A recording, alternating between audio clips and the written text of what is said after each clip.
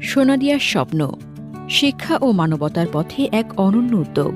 কক্সবাজারের মহেশখালী উপজেলার বিচ্ছিন্ন দ্বীপ সোনাদিয়া দীর্ঘদিন ধরে শিক্ষা, চিকিৎসা ও যাতায়াত সহ মৌলিক সুযোগ সুবিধার অভাবে পিছিয়ে পড়া একটি অঞ্চল।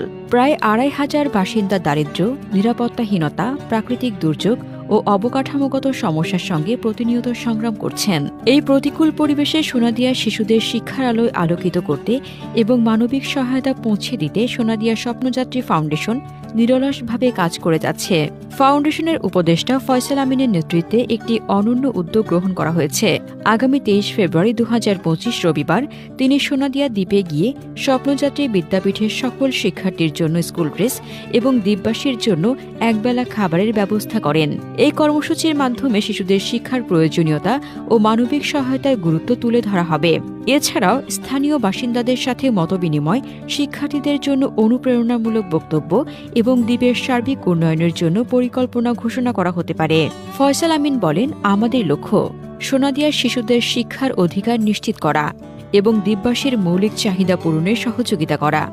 আমরা চাই প্রতিটি শিশু শিক্ষার আলোয় আলোকিত হোক এবং দ্বীপের মানুষ ন্যূনতম মানবিক সুযোগ সুবিধা পাক। এই উদ্যোগকে স্বপ্নযাত্রী ফাউন্ডেশন আন্তরিকভাবে স্বাগত জানায় এবং বিশ্বাস করে যে এটি সোনাদিয়ার মানুষের জীবনযাত্রার মান উন্নয়নে ইতিবাচক ভূমিকা রাখবে। সমাজের সকল শ্রেণী পেশার মানুষকে এই মহতী উদ্যোগে এগিয়ে আসার আহ্বান জানানো হয়েছে। যারা সহযোগিতা করতে চান তারা ফাউন্ডেশনের সাথে যোগাযোগ করতে পারেন। সোনাদিয়ার মতো প্রত্যন্ত অঞ্চলের মানুষের পাশে দাঁড়ানো শুধু একটি মানবিক দায়িত্বই নয়, এটি সমাজের সার্বিক উন্নয়নেরও একটি অপরিহার্য অংশ। শিক্ষা ও মানবতার এই যাত্রায় সকলের অংশগ্রহণ কামনা করা হচ্ছে। আসুন এগিয়ে আসি। এই উদ্যোগ সোনাদিয়ার মানুষের জীবন বদলে দিতে পারে এবং সমাজের জন্য একটি প্রেরণাদায়ক দৃষ্টান্ত হয়ে থাকবে। Desk report, the Maheshkhali Times.